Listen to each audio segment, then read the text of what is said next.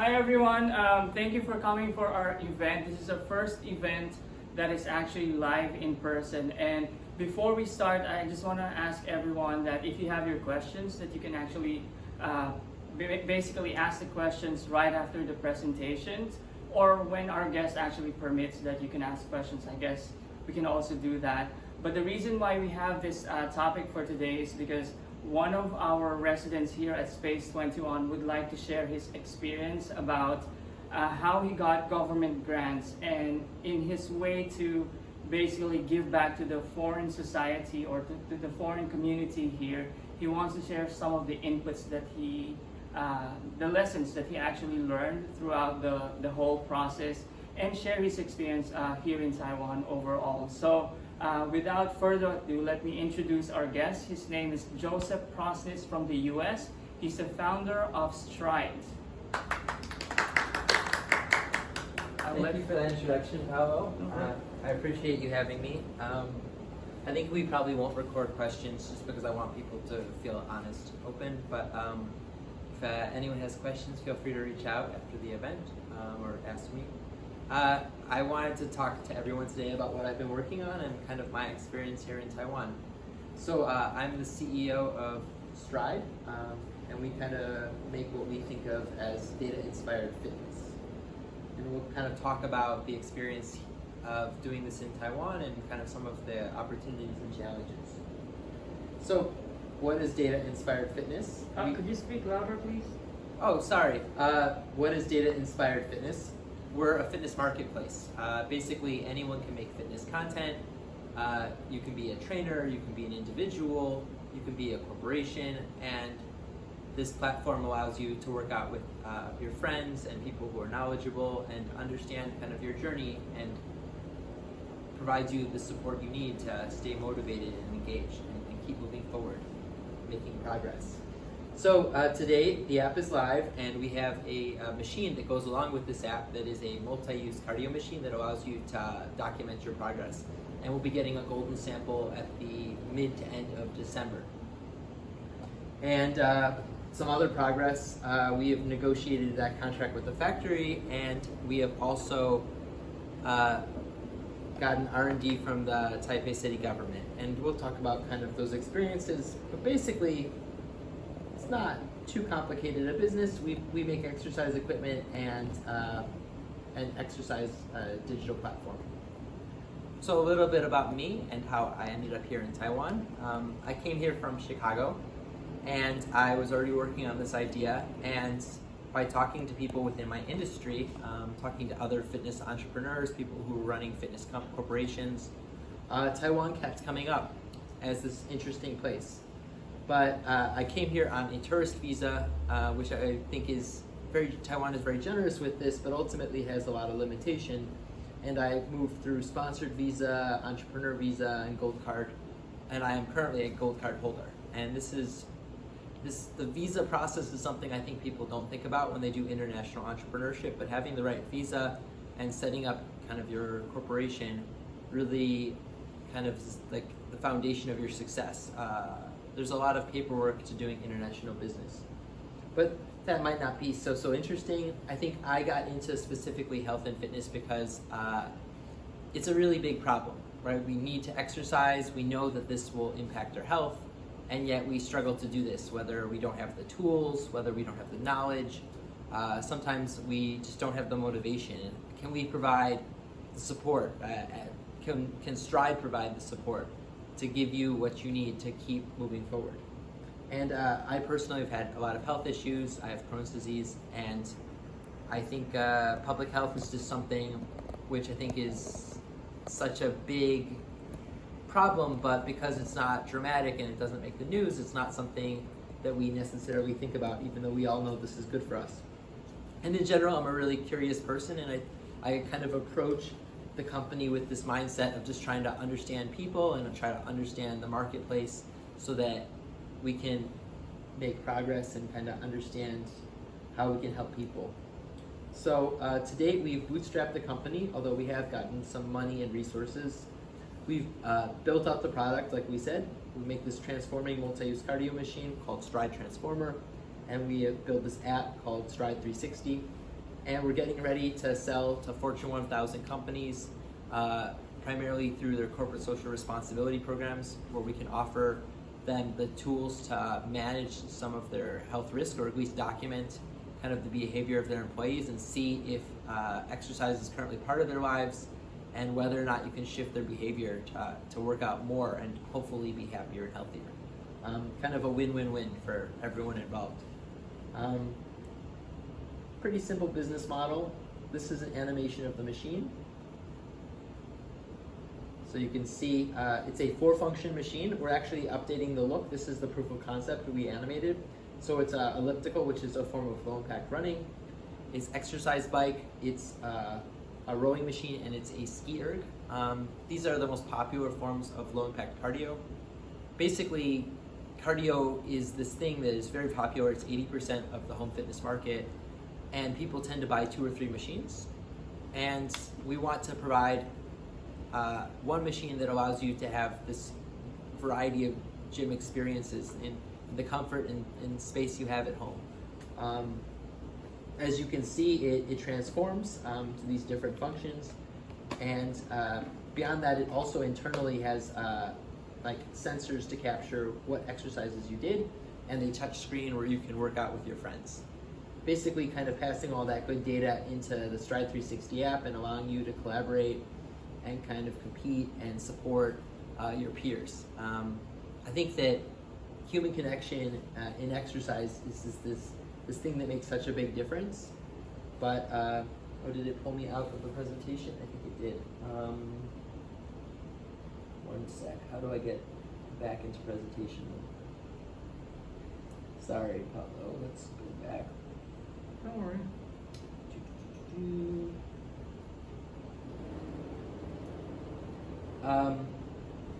I think we've kind of tried to build this kind of complete home gym solution, kind of give you the experiences you need.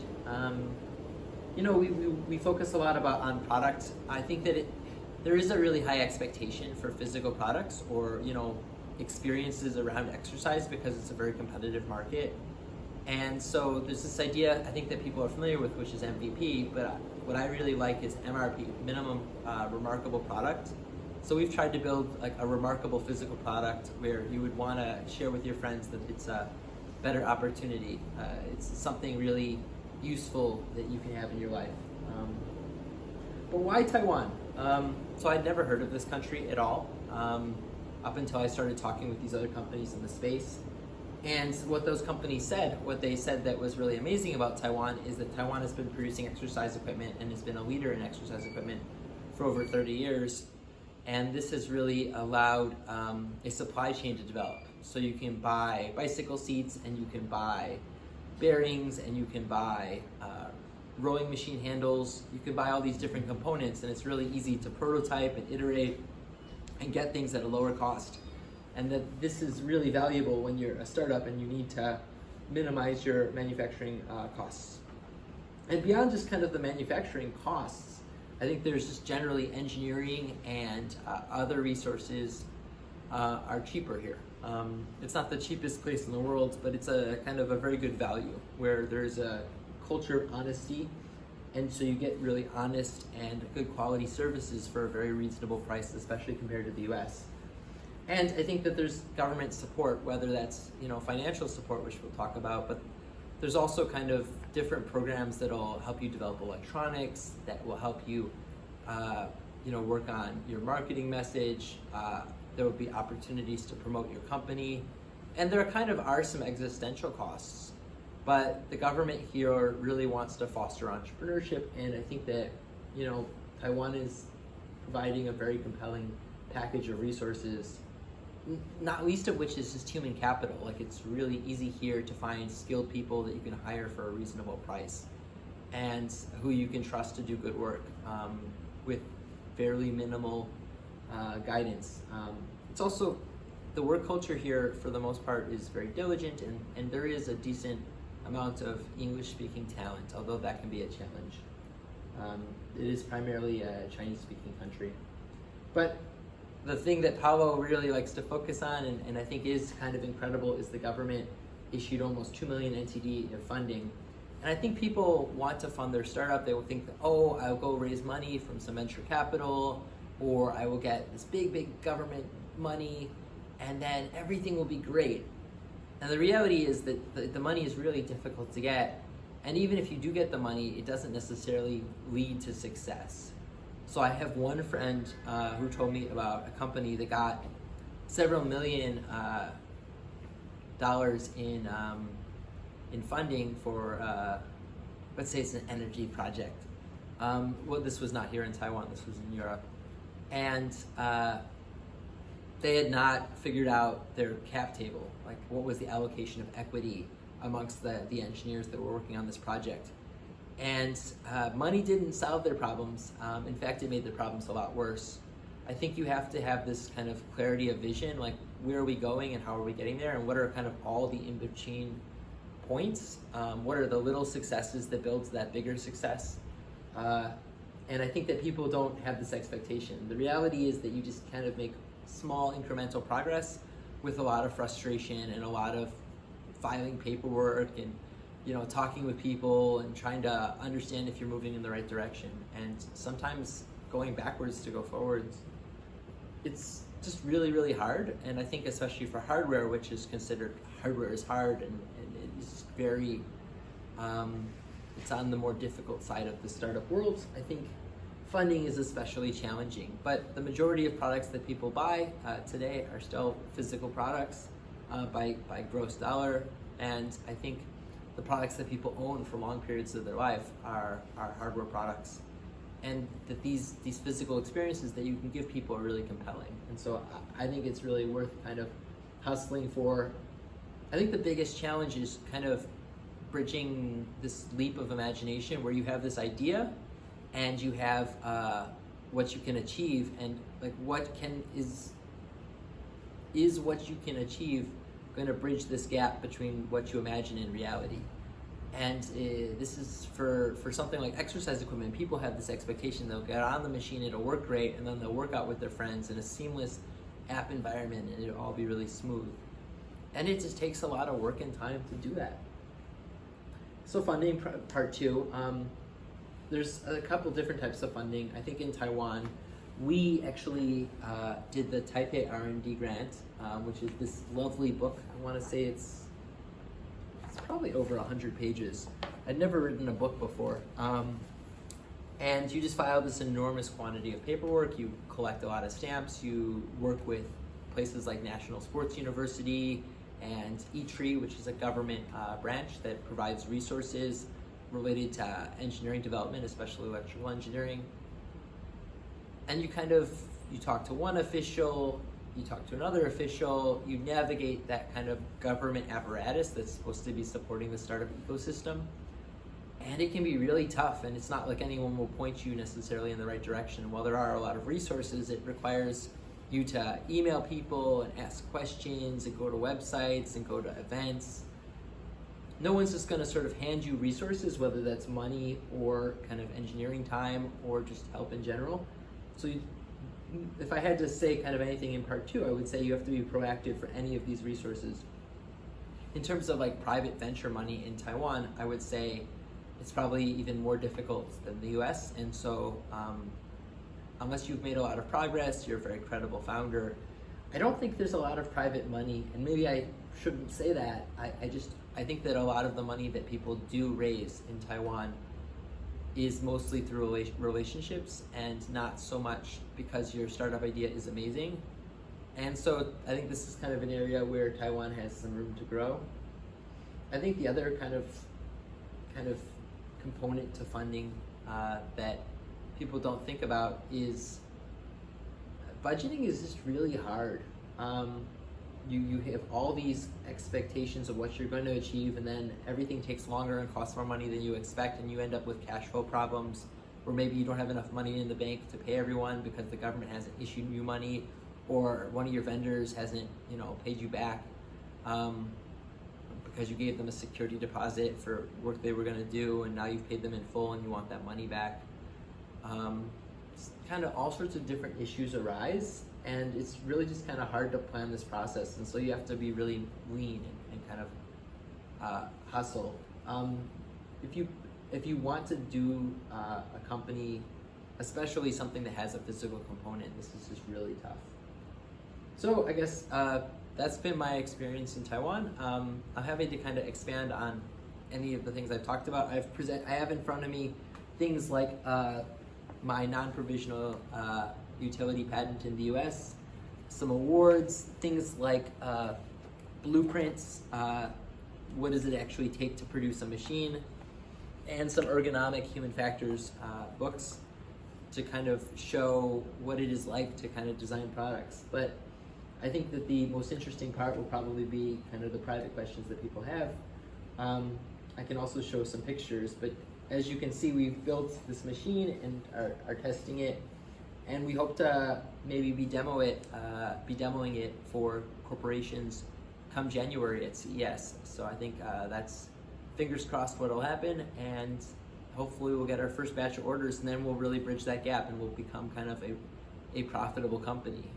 And I think that for a hardware company, that really is a transformative moment where you deliver product to customers and they like it. Because hardware you can get wrong in so many ways. But once you have kind of achieved that, I think it becomes a lot easier. And so I would say persist, as they say here, jayo at oil, just keep kind of pushing forward. And it is possible to be successful in Taiwan, and I think that there are the resources to do it. I would say this journey has been really tough, but it's also a lot of opportunity, and I think hopefully I'll be able to help a lot of people. So thank you so much for listening to this presentation. I hope it was clear-headed. I want this to be a conversation, and yeah, if anyone has any questions or concerns or thoughts, I'm just an open book, and I hope to hear what you guys think. This is Stride, and we hope that you bring home the complete gym experience. Thank you so much. All right, there's a question here about the funding from the government. What do you think made you get that grant? Because there's so many foreigners who applied for grants, and we've constantly heard that there's a super slim chance that somebody like a foreigner would get this grant. What do you think is the factor that made you get that funding? Some of it was just persistence. I applied twice. Some of it was making technical progress, where I overcame a lot of the objections that you sit in front of a panel of judges and they just ask you technical questions for like an hour or two. It's like a PhD defense, I guess, or it has that kind of feeling, because a lot of them are professors of different types of engineering. At least it was for me. I think we also had a lot of conversations with the officials that were involved about which parts of our grant were strong and weak, and like what information that they were looking for. I think that setting realistic KPIs, key performance indicators, things that you can measure, showing that you have really accomplished something really goes a long way with the officials here, because that's how they are judged. And so I think you have to align your interests with those officials and show that you're helping them kind of create amazing things in the ecosystem, and that you're building something that will hopefully grow the Taiwanese market. Or whichever market you're in, if you're maybe in a different country. I think it's not so easy, but it's the funding in general. I think I've never heard of someone have a really easy time, and I think the grants are more accessible than things like venture capital. And so just kind of talk to your government officials. They answer their email, they pick up their phone, they have office hours. They ultimately have to issue this money to someone, and can you make a compelling case that your project will potentially grow the Taiwanese global market for like their exports or their internal kind of domestic sales? I don't 100% sure know why though. To really answer your question quite candidly. You show up, you give your best presentation, and you just kind of cross your fingers. It is not always so easy to understand, but that's kind of the nature of doing this. There's another question. What about other grants the government offered after you spent, for example, those 2 million? because you might need more money, right, to start production, and also for how's with the timing, like they give you this for 1 year, for 2 years, for 6 months. Oh, the timing is very difficult. The government schedule and how a manufacturing company operates, or a company that has manufacturing incorporated into it. That's one of the biggest challenges. It's very difficult to make manufacturing fit a government schedule. But yes, I think there's a number of follow-on grants where you can, once you get one grant and you've proven that you can successfully meet all the paperwork, it opens up additional opportunities. So there's like 2 or 3 additional grants that you potentially can get just related to this grant. And then there's other resources as well. And I believe, although I might be mistaken, there are even kind of things like access to lines of credit if you apply for them with other departments, or kind of other opportunities. Because I've had discussions with Taiwan Tech Arena and other kind of places about, we've had a lot of discussions with the corporate liaison for Taiwan Tech Arena, talking to big companies here about potential ways we could partner, and that kind of was opened up by the grant. But yeah, I think there is more money. It can be, you were gonna pay in time, hire a grant specialist if you want to do a series of grants. We can talk afterwards about who I use. She's really great. But yeah, it's not a perfect fit for a manufacturing company, but I think it's some of the easiest to access capital, and it gets you far enough along that you remove the burden of proof or skepticism that other kind of people have for your company, and get you maybe to a place where you're more likely to succeed. So I would still say do it and keep asking. There's even a website that lists a lot of the grants, but it is in Chinese, so you have to use Google Translate.